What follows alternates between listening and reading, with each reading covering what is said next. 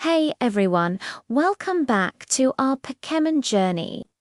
If you're new here, make sure to hit that subscribe button and ring the bell so you do not miss a single episode of our classic Pokémon rework. Last time, we left Ash and Pikachu in a pretty rough spot, but today, we're diving into episode 2, Pokémon Emergency.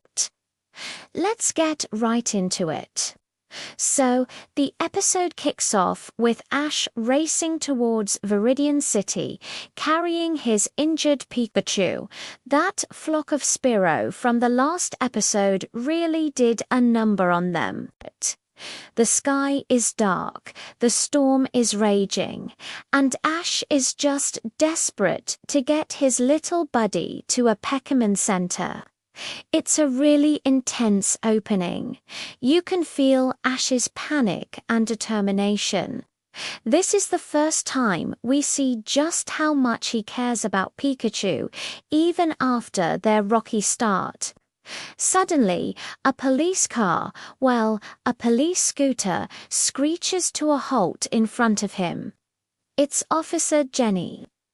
This is our first introduction to one of the most iconic recurring characters in the entire series. She's immediately suspicious of Ash, asking him what's in the bundle he's carrying. When she sees Pikachu, her tone softens a bit, but she's still skeptical. She asks for Ash's ID, and he proudly whips out his Pokédex. Dexter, the Pokédex, confirms Ash's identity, which seems to satisfy Officer Jenny for a moment. But then she points out that he's from Pallet Town and questions why he's out in the middle of a storm.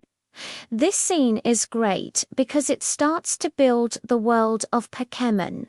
We learn about Pokémon trainers needing identification and that there are rules and authority figures like Officer Jenny. Ash, being the rookie he is completely oblivious to all this. He just has one goal: save Pikachu. He begs her to help him, and she gives him a ride on her scooter, sirens blazing, straight to the Viridian City Pokémon Center. The Pokémon Center is our next major introduction. It's this big, brightly lit building that feels like a safe haven after the storm outside. Inside, we meet another legendary character, Nurse Joy. Just like Officer Jenny, we'll be seeing a lot of Nurse Joys on this journey. Tash rushes in, completely frantic, and pleads with Nurse Joy to help Pikachu. She's calm, professional, and reassuring. She takes Pikachu on a stretcher, assisted by a group of Chansey, and whisks him away for emergency treatment. The image of the Chansey rolling the tiny Pikachu away is both a little funny and very sweet. With Pikachu in good hands, Ash finally has a moment to breathe. He calls his mum Delia from the Pokémon Center's video phone. This is a really heartwarming scene.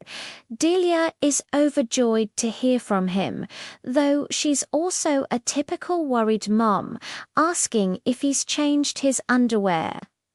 Ash, embarrassed, quickly tries to change the subject. He also calls Professor Oak, who is having dinner with Ash's rival, Gary. The conversation with Professor Oak is classic.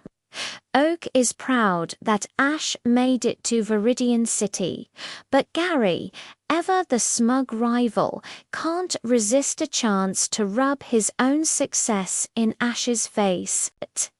He brags about how many Paycam he's already caught and how far ahead he is. It's the perfect fuel for Ash's competitive fire. You can see the determination on Ash's face. He's not going to let Gary get the best of him. This rivalry is one of the driving forces of the early seasons, and this scene sets it up perfectly. While Ash is on the phone, he sees a giant mural on the wall of the Pokémon Center. It depicts several legendary and mythical Pokémon, including the three legendary birds Articuno, Zapdos, and Moltazand, another mysterious Pokémon. Ash is captivated, especially by the golden bird he saw at the end of the last episode. He doesn't know what it is, but we, the audience, know he had a real-life encounter with the legendary Who. It's a fantastic bit of foreshadowing for his long journey ahead. Just as things seem to be settling down, the peace is shattered. A girl with orange hair storms into the Pokémon Center. She's dragging a burnt, broken bicycle, and she is not happy. She points right at Ash and yells, "I've got you now." It's Misty. Her bike was the one Ash borrowed and then accidentally destroyed with Pikachu's massive thunderbolt attack in the first episode. She's tracked him all the way to Viridian City to demand he pay for it. Their argument is interrupted by an emergency announcement. Officer Jenny appears on the video screen, warning that a group of Pokémon thieves has been spotted in the area. She shows pictures of two individuals and a talking Meowth, and right on cue, the roof of the Pokémon Center explodes. Jessie, James, and Meowth of Team Rocket make their grand theatrical entrance. This is their first real appearance, and they do not disappoint. They descend from their Meowth-shaped hot air balloon and launch into their now famous motto, "Prepare for trouble," and make it double. It's so over the top, so dramatic, and so perfectly Team Rocket. They declare their intention to steal all the rare and valuable Pokémon from the Pokémon Center. Their plan is to use their own Pokémon to battle and capture the ones being treated. Jessie sends out her econs, and James sends out his coughing. The Pokémon Center is thrown into chaos. The lights go out, and coughing fills the room with a smokescreen attack, causing everyone to cough and panic. Nurse Joy, ever the professional, immediately starts initiating the emergency Pokémon transfer protocol, trying to move the Pokéballs of all the sick and injured Pokémon to the Pewter City Pokémon Center for safety. Ash, meanwhile, is stuck. He wants to fight back, but his only Pokémon is still in critical condition. He runs to the treatment room to check on Pikachu there. He finds Nurse Joy and the Chansey struggling to power the emergency transfer system because of the power outage. That's when a brilliant, albeit slightly crazy, idea strikes. The Pokémon Center has a backup generator powered by a whole bunch of Pikachu. Ash gets all the Pikachu to run on a giant treadmill which powers up the lights and the transfer machine. It's a hilarious and clever solution. With the lights back on, Ash finds his own Pikachu, who is now awake but still very weak. Team Rocket isn't giving up though. Econs and coughing corner Ash and Pikachu. Things look bleak. But Ash refuses to surrender. He stands protectively in front of Pikachu. This is a huge moment for their relationship. Seeing Ash's courage, Pikachu summons all of his remaining strength. He climbs onto Ash's shoulder, and as Coughing spews gas all over them, Pikachu lets loose another massive thunderbolt. But this time, it's supercharged. Ash had the bright idea to connect Pikachu to the Generator S power source using the charred remains of Misty S bike. The electricity from the generator combines with Pikachu's own power, creating an immense electrical blast that courses through Coughing's gas, causing a huge explosion inside the Pokémon Center. The explosion sends Team Rocket blasting off again for the very first time, creating a little twinkle in the sky. It's the birth of one of the most iconic running gags in anime history.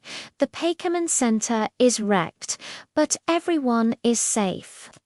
Misty's bike, however, is now completely incinerated. She's even more furious. But she's also impressed by Ash and Pikachu's teamwork.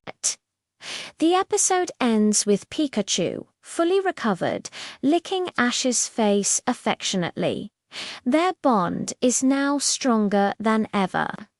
They've been through a true trial by fire and electricity. Nurse Joy thanks Ash for his help, and just as they are about to leave, Ash sees that beautiful, mysterious Pokémon flying across the sky again in the distance. He points it out, but no one else sees it. Nurse Joy dismisses it, suggesting it might be the legendary bird Ho, but says it's unlikely. And with that, Ash, with a fully healed Pikachu on his shoulder, and a very annoyed Misty still demanding a new bike, steps out of the Pokémon Center and into the Viridian Forest, ready for the next leg of their adventure. What an incredible episode! We get the introduction of Officer Jenny, Nurse Joy, Team Rocket, and of course, Misty becomes a main character. The bond between Ash and Pikachu is solidified, and the seeds for the larger mysteries of the Pokémon world are planted. It's non-stop action and character development from start to finish. What was your favorite part of the episode? Let me know down in the comments. I love reading your thoughts, and if you enjoyed this trip down memory lane, please give this video a thumbs up and make sure you resubscribed so you can join me for episode 3. Thanks so much for watching, and I'll see you in the next one. Bye.